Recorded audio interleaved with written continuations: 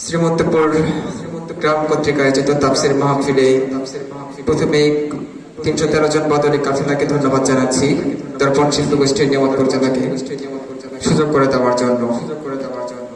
সর্বপ্রথমে আমরা আল্লাহ রাব্বুল আলামিনের প্রশংসা আদায় করছি যে রাব্বুল আলামিন আমাদেরকে একটি কোরআনের মাহফিলে উপস্থিত হওয়ার মতো তৌফিক দান করলেন। সবাই বলেন আলহামদুলিল্লাহ।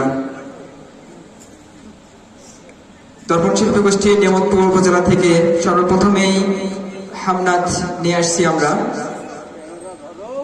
তুমি আসমানে থাকো প্রভু।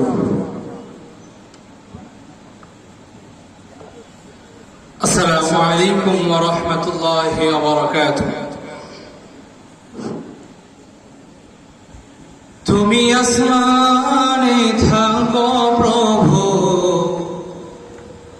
আমি জমিনে,